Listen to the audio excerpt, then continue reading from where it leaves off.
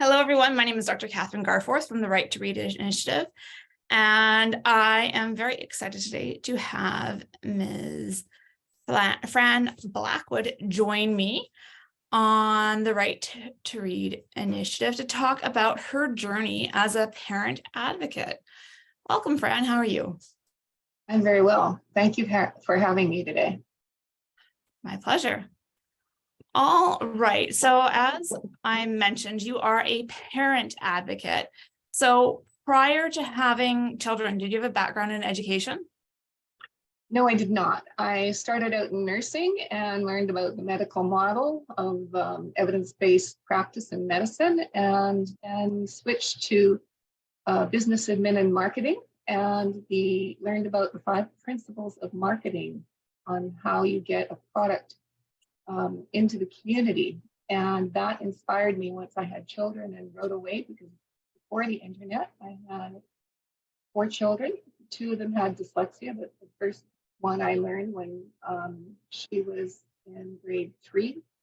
First time I've ever heard about whole language or direct instruction or phonics or Orton-Gillingham. And it was a steep learning curve, but I had the good fortune of being able to write away for information from what was called the Orton Dyslexia Society at that time, and learn from them because their information was peer reviewed. And so my journey started there. It became an avocation for me. My background was business admin. I was an assistant manager of a bank at my prime, but then I married, and I went into it because I married a doctor, and he had to travel around getting his education. And it was with his backing that I was able to go into my avocation of volunteering to increase awareness of evidence-based instruction, early identification of children with potential reading problems, and traveling the world, meeting incredible people, doing things I never dreamed of. So volunteering was very rewarding. And at the same time, I was able to help my children, sometimes to their chagrin, I think, because I spent a lot of time on it, with results. And I'm hoping today that your listeners will learn from it, because we have to look at history to learn from it. And so we don't repeat it and recognize when we're just getting lip service, and go forward. So this is a call to action. I let it go about 10 years ago for different reasons that may come up. And now the Right to Read initiative last year has happened. And now I have grandchildren with dyslexia and other issues as well. And I came out because I'm so frustrated. The issues my grandchildren are facing are just as bad as what I faced with my children in the late 90s and early 2000s. So what you're getting is a story from a woman who started advocating at the turn of the century. But we had the same message, but we didn't have the technology that you now have to spread it, and repeated research, because we have the national reading plan. So we'll go from there. Ask your questions. Sure. Well, let's start with, so you mentioned you had 4 children. Yes. And that 2 were dyslexic. So how did that journey begin? Like, when did you start seeing the red flags and recognizing that something wasn't happening the way that it should? I had 3 children in less than 4 years, so I was a tired mom. And my eldest daughter started preschool, and the first indication that didn't have enough significance to me was that she had some fine motor skills. That's what the preschool teacher identified. Then she went on to kindergarten and had fun, and then grade 1, and the teacher was saying, oh, she's a late baby, she's having some difficulty, but don't worry, she'll grow into it. And of course, that's what I believe. And then in grade 2, they put her into what I think was reading recovery, and she started having some little episodes with the teacher, getting angry at the teacher because it wasn't helping her. And when it really hit home was when I volunteered in the library, helping kids find library books.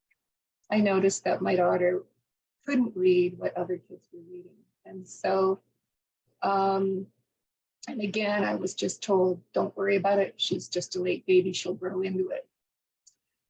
Fortunately, we moved to another school, and her grade 3 teacher was the learning assistance teacher.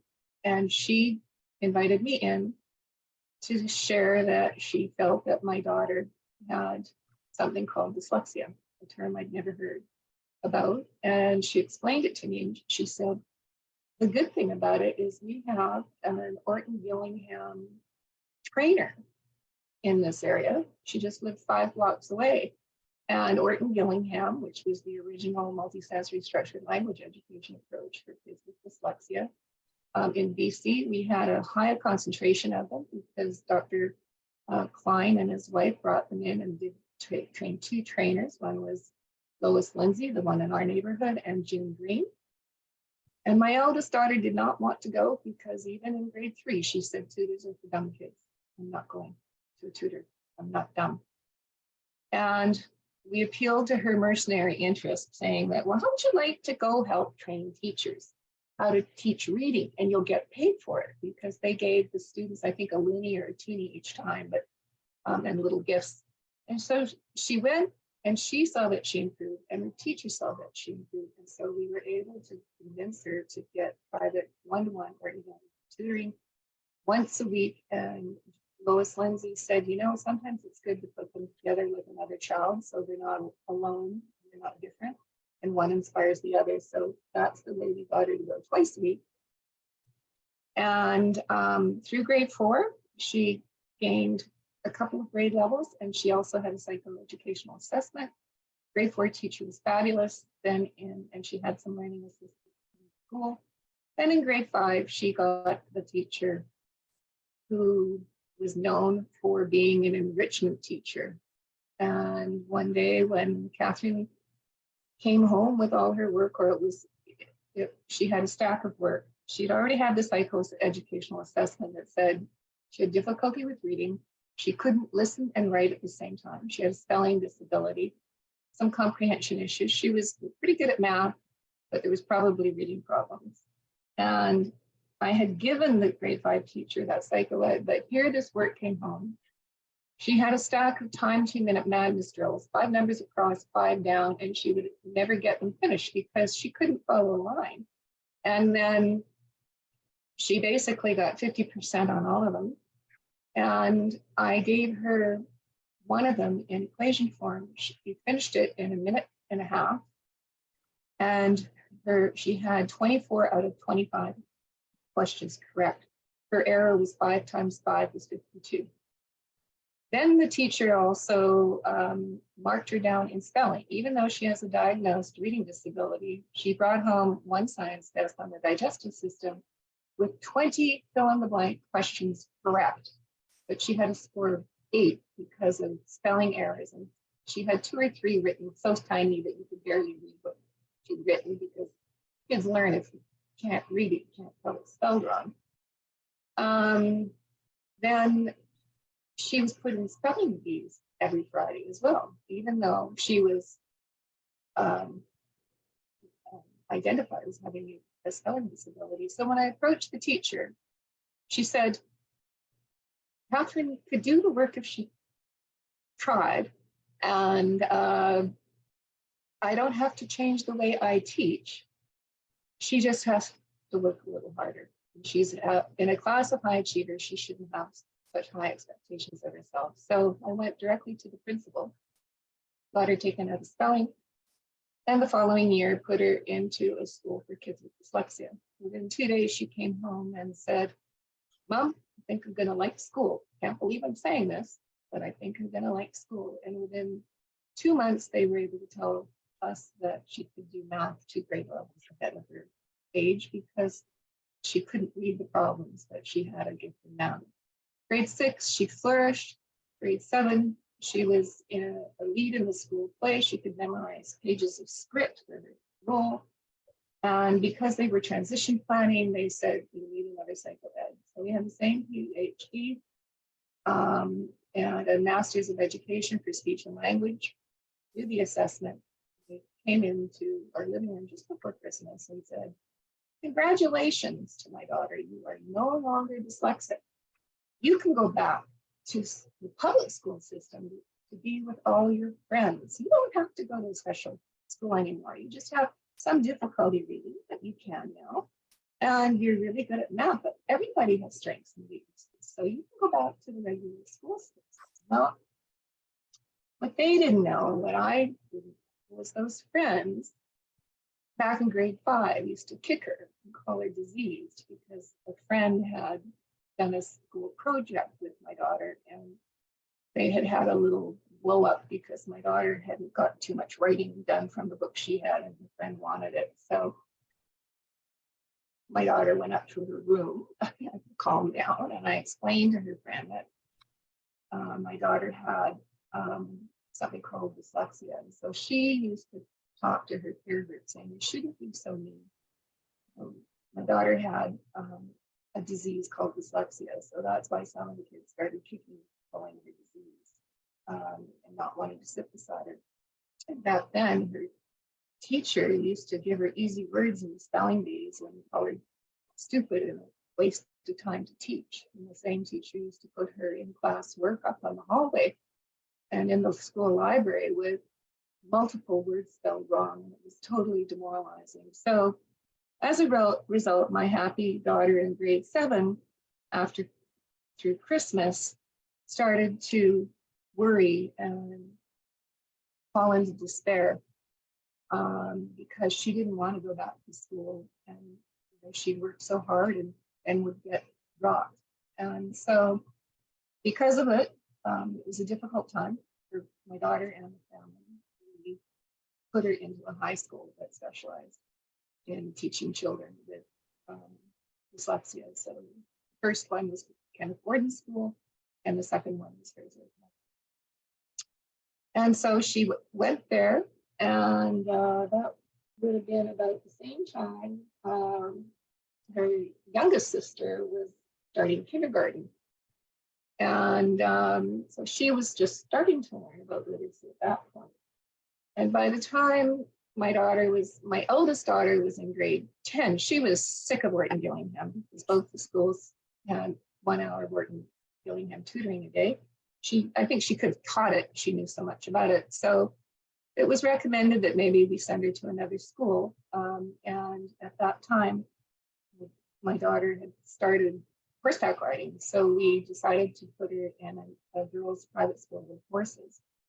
And it was wonderful because although she didn't really like going away, but she liked the horses part of it, she learned that she could do the work without tutoring, but with accommodations. And so she learned it on her own. And it was a difficult time for the school. They were almost in receivership. And we brought her home, and she went back to Fraser Academy for grade 10. And then we put her into a co-ed high school with some tutoring and accommodations. And at that time, I had already been president of the International Dyslexia Association locally, and she learned a lot by osmosis and through self-advocacy. She flourished and went on to receive her high school diploma, which I forgot to mention. In grade 5, when I spoke to the teacher and said, you're doing everything again, you're testing her disability 3 times a week. You're not teaching to her abilities. And when I was told she could do it if she tried, I had actually started to look at a private girls' school that was only a few doors away from where we lived. And the teacher and the learning assistance teacher, when I told them that, practically jumped over the table and said, your daughter will never finish school. She, because she couldn't read, write, or spell very well in grade 5. And that was horrifying. And that's why I went to the principal, because I believed in my daughter. And during that time, in grade 8, and even beforehand, I've never forgotten sitting by her bed and her saying, Mommy, there's nothing you can ever say or do that will convince me that I'm not stupid. You have to say I'm smart because you love me. And I just felt helpless. She wouldn't believe me. And it was actually the psychoed assessment that she had in grade 4 that made her believe in herself. Because she had a professional, not a loving parent telling her she was smart. And that helped her work. And of course, they were told that there is a system for language, and Orton Gillingham was basically structured literacy, the science of reading, incorporating multisensory movement in learning the sounds and symbols. So I'm happy to say she did finish school, and she did go on to university and more than one degree. We can talk about that later. But about the time she graduated from high school, she graduated in about 2000. That's when her youngest sister was starting to have problems. And even though she was testing out in the average range, her younger sister had reading comprehension issues and was in about the 8th percentile for reading comprehension. So although my eldest was already on to university, my youngest, who was 8 years younger than her, was starting on her. And both of my daughters, fortunately, became good self-advocates. My eldest daughter was in a documentary when she was a youth, I think about grade 7, and advocated in anything that I thought was so profound after she'd been through everything. She said to her peer group, you have to learn to love yourself, and you have to learn to ask for help. And I'll say that's what parents need to do as well. And fortunately, with the internet now, you can get more help. When I started, you had to write away the Orton Dyslexia Society. They had fact sheets you could get. And when my eldest daughter was at the Kenneth Gordon School in grade 6 and 7, I started fundraising for them because every volunteer had to do something, which was something I didn't like to do, but when you have a cause, you do it. And then because I was angry when she was told she was cured because of the reading that I had done. I know if you have a severe dyslexia, it's neurobiologically based. It has an education to cure. And I had a PhD in psychology tell my daughter she was cured, and she knew she wasn't. And that was horrifying for her. And we asked for other help from specialists and PhDs and Masters of Education. And they didn't know how to treat something that is so common that I was frustrated. And that's where my business administration and marketing training said, here it is, the Dyslexia Association sharing how people work. And in 1999, in 1996, I offered my services as a volunteer to the Orton Dyslexia Society, and I became the director. And I started going to the president's meetings in Baltimore, and I got to meet leaders of Orton Gillingham-based schools, reading researchers, and going to their conferences. And because I have the ability to read and could do lifelong learning, I learned that there are no conferences. I did training, I did Orton Gillingham training, I did photographics. So I could become an advocate in Vancouver and British Columbia, sharing what the evidence stated. I had the good fortune of timing. The National Reading Panel came out in 2000, the IDA position paper on Informed Instruction for Reading Success, Foundations for Teacher Preparation came out in 1999. I became president of the International Dyslexia Association in 1998. And one of my first roles was advocated to me by Lois Lindsay's husband, Barry Lindsay, businessman. He said, Fran, we have to approach this as the position paper did.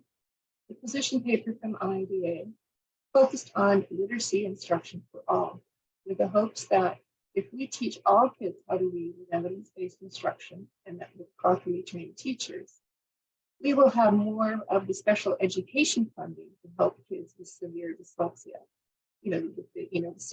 We have, it's a spectrum disorder. Depending on who you read, it's 10 to 20%. Yale says 20%. Even Canada says it's 10 to 15%. But the severe dyslexia is probably, I think, 3%, is it, Dr. Garforth? 3 to 5%. 3 to 5%. So then you've got the money there for the special education. And let me just go back to one thing. This is in the late 1990s. Correct. That we're hearing this recommendation. Yes, and also, literacy instruction is evidence-based for all students. And in BC, we also had Dr. Linda Siegel here. And in 1999, there was a call for submissions for a review of special education in BC. Linda Siegel co-authored the report with Stuart Ladingen, and it was published in 2000. And getting back to the 5 principles of marketing, and what drove me is you have to have the right product in the right place with the right people with the right promotion at the right price at the right time to fill the need. And if people aren't aware of their need for your product, which now is called the science of reading, you have to make them aware of it. And so I became president in 1998, and the International Dyslexia Association got money, and we sent out 5,000 copies of the position paper on informed instruction for reading success. I think it was around 1999. Then in 2000, the BC Review of Special Education came out, mentioning dyslexia, but also in a footnote, Dr. Siegel reported on her research in North Vancouver with Dr. Moni in the South, where they did universal screening of all the children and found which ones were at risk, both with English as their first language and ESL kids as a second language. And over time, they, let me see, I think the English, there were 23.8% at risk, and the ESL kids, 37.2%, were at risk for reading failure. But in grade 4 in 2002, 2.7% of the English speakers were identified as reading disabled, and ESL kids only 2%. They found that the ESL kids had better phonological awareness and could pick up on language. She mentioned that report in the 2000 because the research started in 1997. So we had it then. The report was published in 2003. Noni Lasso, the graduate student, went on to Harvard Graduate School of Education. They blasted it over the internet at that time, and nothing was said about it here. Although North Vancouver was where the Rick Moore case started, and they had firm foundations with which Dr. Siegel has shared. So that came out. So there was the informed instruction, but also there was the reversing the brain drain early years study of 1999, the Fraser Mustard report, and also the U.S. National Reading Plan of 2000. So IDA had so much, or we as advocates back then had so much. And the first thing I did was respond to Dr. Deborah Butler's lecture in Vancouver at UBC. She was, I think, the Chris Spencer professor of dyslexia. And she taught about teaching struggling adults. And I was able to respond. And I essentially reviewed what was in the position paper by IDA on informed instruction.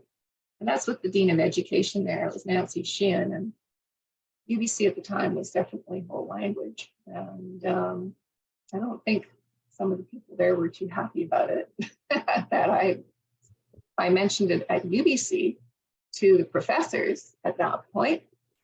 And then I also, the first other public thing I did was going to a Literacy BC event because Barry Lindsay said, you got to make this a literacy thing. So I went there and I sat down, and I had the good fortune to sit beside a man from Stats Canada. And this was about 1999, I think. And so I said to them, well, tell me, what's the incidence level of learning disabilities in Canada? He said, oh, we don't have any of that. We don't know precisely. Because when we go out to advocate, we get hammered all the time because we're using American incidence level. And so I told him about the position paper and the efficacy of early identification. education. And little did I know that that man was going to get it. He told me about it. He said, yeah, you know, we have a dyslexic in our office, and he makes us mistake. All hell breaks loose. I'll keep talking.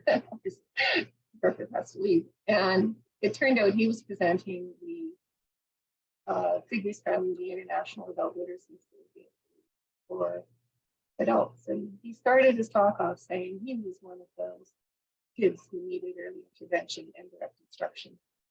And other people from the podium, because I actually spoke to it in the question period, started saying, yes, one of the teachers from the university said we have to train the teachers.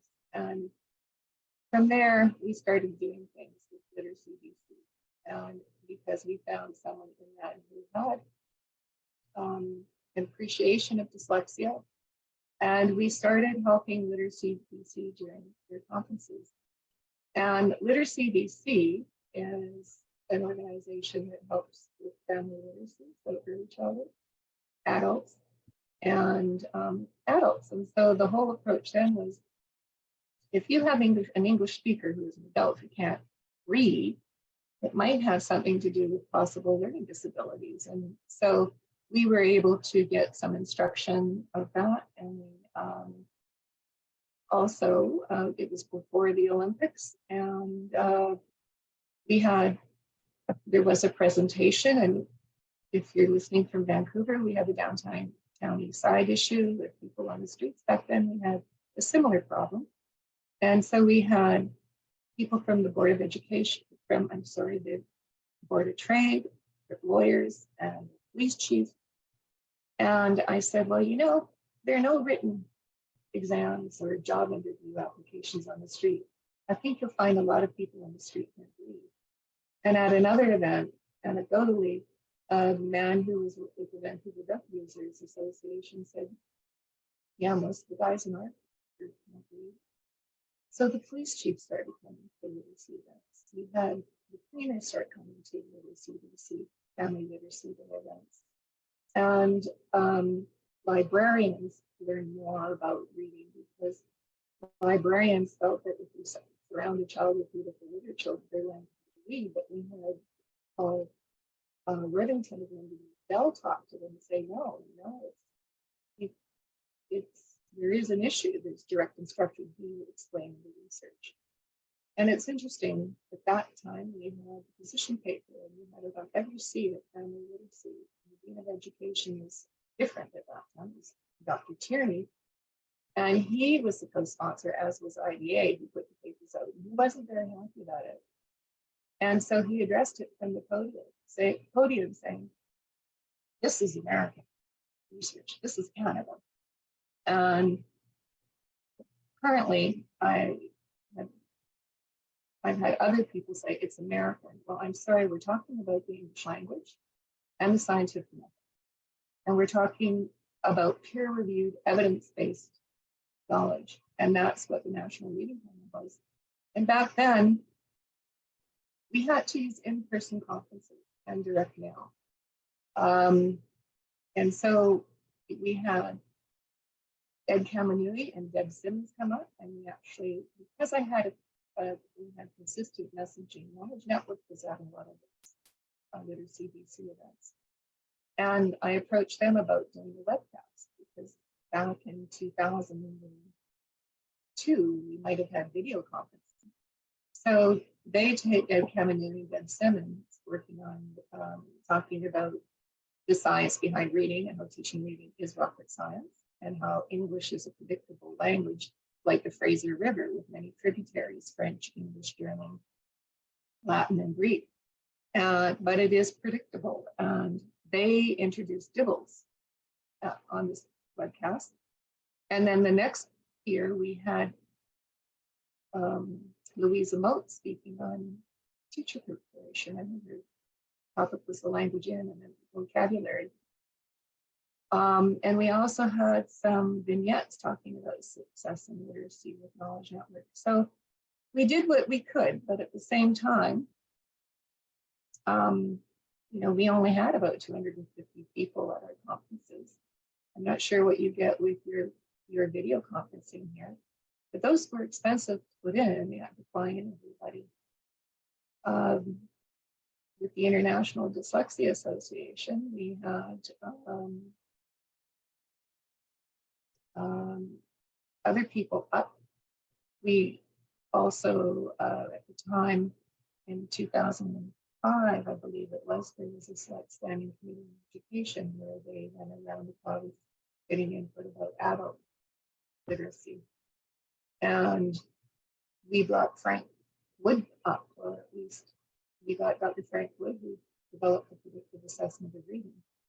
And he presented with Satya Brinks of HRDC, talking about the International Adult Literacy Survey. I'll see quiet. And people from New Zealand, and talking about technology. And it was a nonpartisan committee, and back in 2005, they recommended universal screening.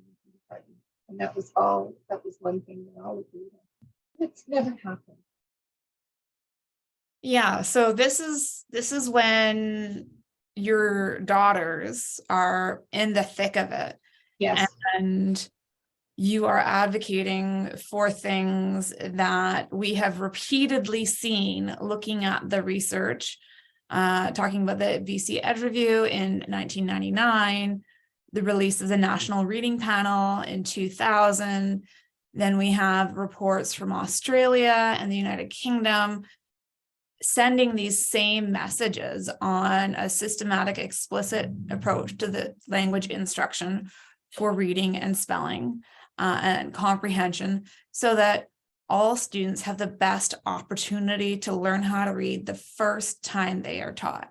Yes. You've brought in experts to come speak in British Columbia about making changes towards better practices for educators and better results for our students. And again, this is the late 90s, early 2000s. Yes. Now, 20 years later, we're still asking and advocating for the same thing. This whole podcast started as a result of the release of the Ontario Human Rights Commission's Right to Read report, where again, now we have a Canadian group of educators looking at what best practices are and finding the same results that you were advocating for 20 years ago. How does that feel?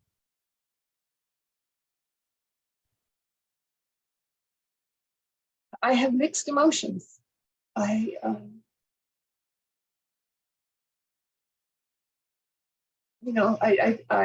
finally, it's getting national coverage.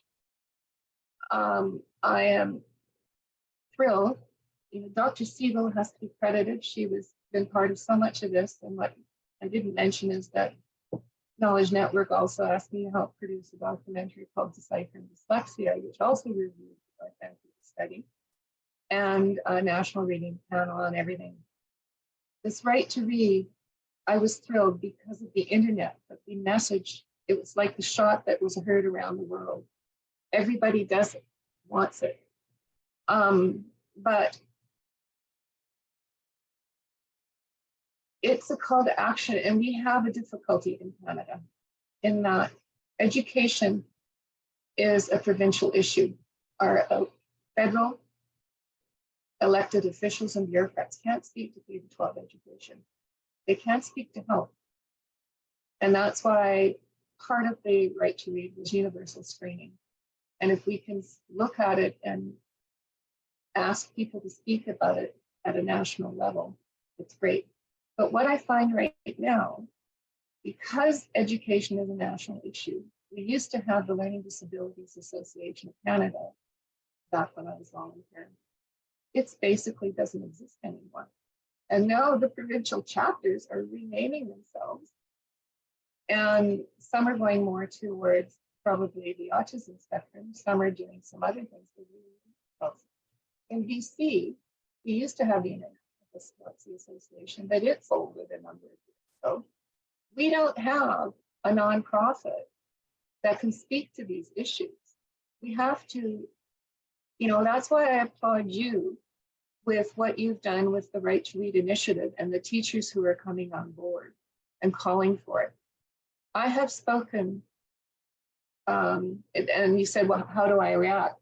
That's the sadness I have. We don't have in BC a provincial organization, nor do we have the acceptance of it in government, because I know that I'm speaking to you, that I believe you and Dr. Siegel spoke to our provincial government, and they were reluctant to put it into effect. And it's my background with nursing and associated to people in medicine. In medicine, when they're developing private or standards of practice, they hold a committee of experts, they create standards of practice, then they send it out to outside peer review. We don't have that in education. We have the pendulum and like-minded individuals recruiting like-minded individuals. And when Dr. Frank Wood was here, the founder of predictive assessment of reading, we went to the Ministry of Education and said, you know, how about universal screening? You can use it as health issues. And well, we can't do it because screening is a district issue. You can't do it. It's against the law or something. I said, well, change the law. This is a health issue. We do hearing and vision testing regarding. Why can't we do language screening for future reading? And say they just sort of sloughed it off. We approached other people who said, no, it's not the research. And Dr. Wood said to me years ago, he said, people who don't know what they don't know are dangerous when they're in a position of decision making. And I've also found that because we have some nonprofits, they're getting funding from the BC government, and one, the Literacy BC, gets funding from BC and some from the federal government. And they are basically a whole language association, and they're teaching adults. And recently I was asked to speak, there's a documentary coming out called The Truth About Reading. And I went into a school for language instruction for new Canadians in school to find out what they were doing. They were using instruction, but I found out that new Canadians have a right to about, I think it's about 9 weeks of literacy instruction. And I found out new Canadians are getting a linguistic approach, a phonetic approach to learning English. And yet we don't give this to our own children in the public school system. And even in our training, it's wonderful. I think you interviewed the teacher who started What I Didn't Learn in College. What's it called? She interviewed her. There's a teacher in the States, What I Didn't Learn in College, about teaching reading. Oh, Donna Hardemick. Yeah. Yeah. I think we have the fact that you're bringing teachers on, you're saying we didn't get this training. We can't blame them. But years ago, I approached the Association of BC Deans of Education. And at one point they had their bylaws online. And part of the responsibility of Deans of Education was to ensure that evidence-based practice was used in practice of education. And once I started questioning them, they didn't really want to talk to me. And I think they've changed their bylaws, but we have to look at the Deans of Education. And I have actually been in a gentleman who I told you complained about the position paper distributed at Family Literacy event, actually had a conference out at UBC after the National Reading Panel was published, and the Canadian who was on the National Reading Panel, Maureen Lovett, I think it was, but I'm not sure. She was presenting the results on a video conference, and they stopped her presentation because of static. Well, her presentation had no more static than any of the other ones, but they stopped it because they didn't want to hear it. And when I addressed the issue of direct instruction, what I often received, and I had that time, was you just want to drill and kill the kids with repeated practice of phonetic approaches like the cue cards. And I said, lack of skills kill. And even when there was recently too, I think it was around 2012, there was changing results for young readers. It was a collaborative inquiry for teaching kids how to read, and they got like about $13 million. It was a liberal government appeasement of teachers because of they wanted control over class size. And teachers could look at reading with no pre or post testing of their personal knowledge or their students' knowledge. And they were looking at teaching kids how to read through 5 different lenses, looking at self-regulation, confidence, personal responsibility, social awareness and competence, personal and cultural identity. I think they had a computer approach and a First Nations approach. Now, one of the lenses included evidence-based instruction, and the teachers didn't have to pre-test their kids. It was all subjective. And that was over $13 million. And I went online since you'd asked me about this. They continued to get money for this. And they probably used 3 queuing system and things like that. And now they've changed it to changing results in young children. We're not talking about it. So in British Columbia, we've had the Right to Read initiative. You've asked me how do I feel about it. I feel it has to be an election issue, and that's what's brought me out, plus becoming the truth about reading, because a friend, John Corcoran, who brought out here to speak at the Family Literacy event, and has produced something. The private premieres are available, and local businessman named David Chalk is in it. And he's a man who didn't learn to read till he was 62, and it's documented in film. So that's what prompted me. Together with this documentary, hopefully will come out. And the right to read, we have to be able to use it. I've been advised by former deputy ministers of education and a national education consultant, Fran, you have to get business involved. And the Greater Vancouver Board of Trade recently came out on a workers' review saying it's the responsibility of government to ensure our students are getting the proper literacy instruction. And I wanted to go there because back in the day when John Corcoran was here, the family literacy and Paul Worthington, and talking about evidence-based instruction, we had a Board of Trade event. We had a breakfast policy forum. Businessmen don't realize that 48%, back then it was 48% of BC adults couldn't read well. They had difficulty with day-to-day reading. Now it's down to 45%. And we have a skills knowledge base. And I've approached business leaders, a lady in education, in saying that in construction, 13% of adults have difficulty with day-to-day reading. And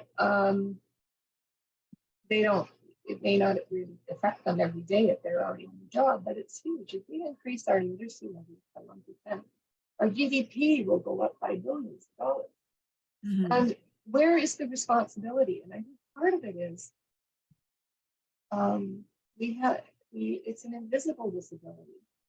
Parents are so busy trying to get their kids help, it's hard for them to become active in election times. And for me, going back, Helen Reddy's song, I Am Woman Here, hear me.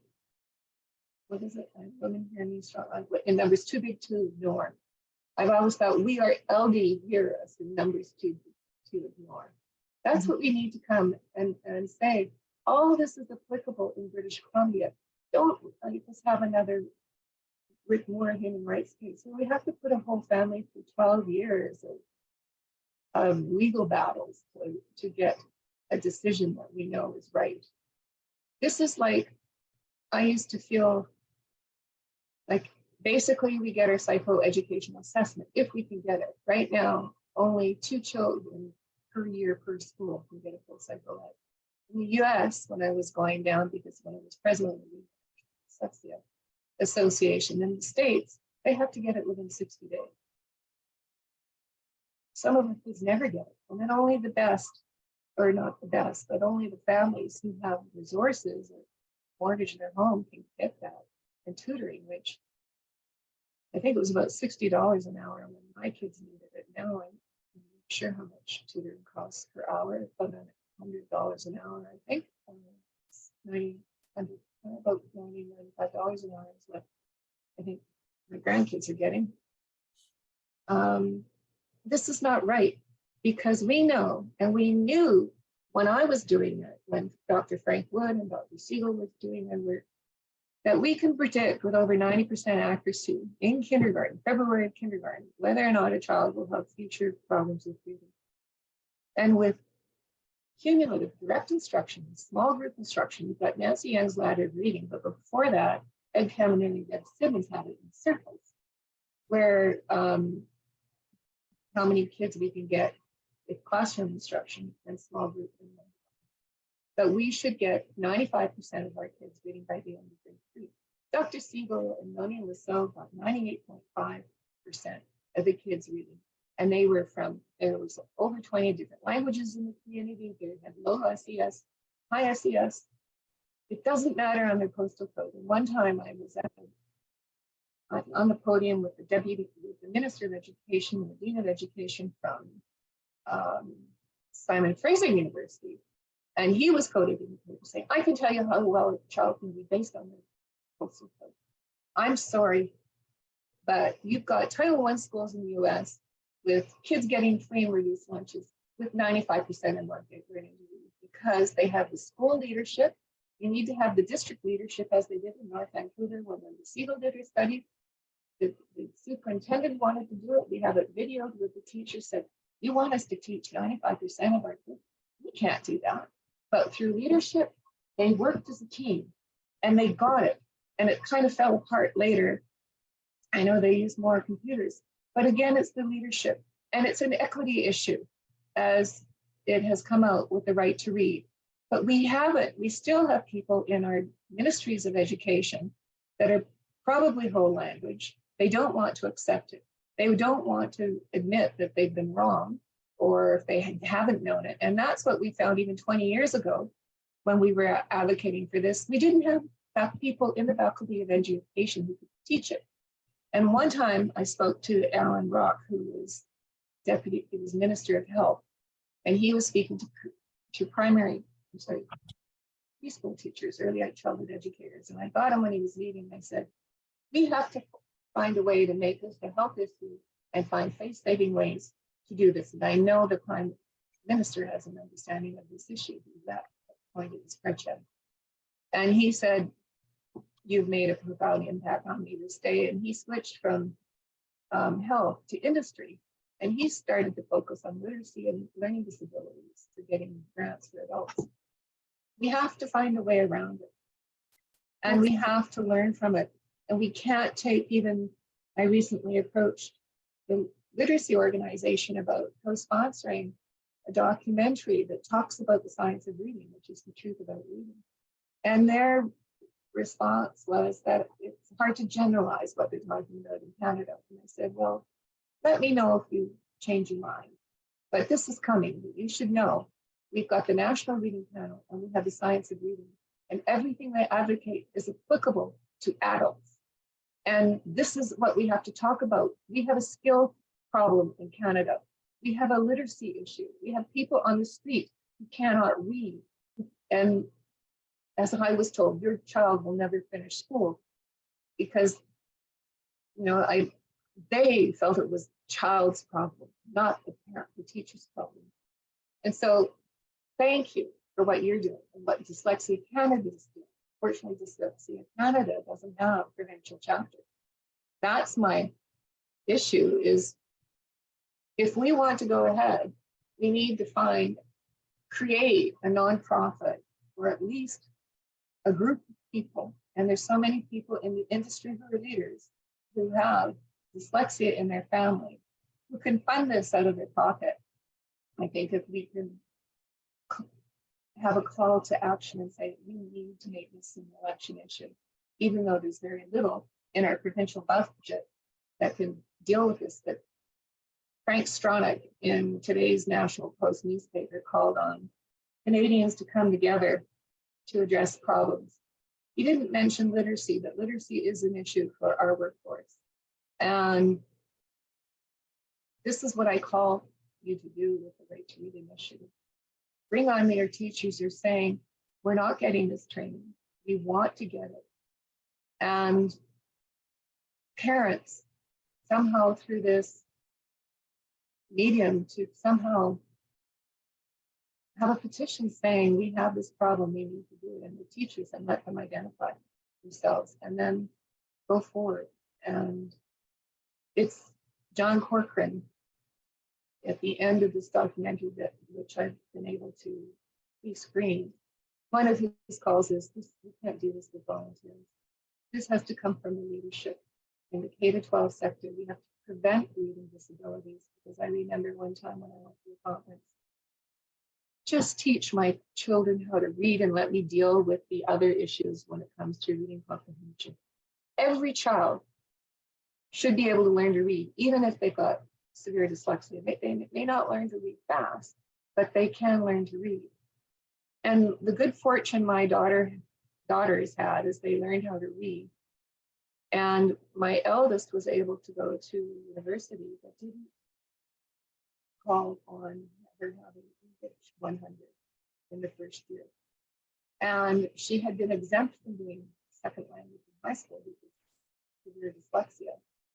And she went to a small university in Alberta and was able to do Blackfoot to take away her French requirement, the second language requirement, and theater for English 100. So remember, I told you she was great at memorizing script. She did okay in literacy, and then she also did a science degree, and followed through it. And the whole thing, take heart if you're a parent. One of the things that I learned going to these conferences is go to a small university or college initially, start off small from success, and then take on more classes. And so it took a while for that first degree. And then she got a second, third, and fourth degree. But to get the second degree, they weren't going to let her do it until she had English 100. So after she'd already got a Bachelor of Science, she went back and did English and got basically a B in English, because she had the frequency and fluency, essentially, that she gained through slowly taking her courses, gaining more self-confidence and achievement. One thing I have to tell you, she wrote me. I may have been a great advocate, but I made a lot of mistakes. I guess I've blocked some of them out. I know one of them I did at the summer camp, but my daughter wrote to me, she said, Mom, I have to tell you, if you had told me back in grade 5, remember that grade 5 teacher, that I would be in university getting A's and B's and asking questions that my profs want, I never would have believed you. But I am doing this and I am succeeding. And so those are the stories. Like, unfortunately though, yes, my daughters got it because we could afford public education, and what drove me, with the funding from my husband as well, that neither of us came from backgrounds that could have given us a private school education. And the whole issue of social equity drove me. That it was our social responsibility, because we had knowledge of evidence-based practice and prevention. Prevention is key in health, and it's important in education. One of the first school board things, and before anybody knew who I was, and I talked about universal screening and direct instruction, was preventative education. And that's what it is. Learning to read is the most fundamental skill we give our children, and it has everything to do with a person's personal success and society's success. The cost benefit investing in our preschool children, as it said in the early years report, reversing the brain, the Fraser Mustard, then the BC Special Education Review that came out in 2000, the same as the National Reading Panel in 2000, and then subsequent ones that reinforced the evidence of the National Panel.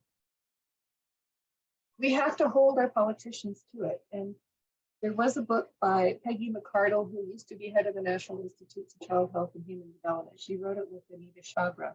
It's called The Voice of Evidence. And the last chapter was lobbying.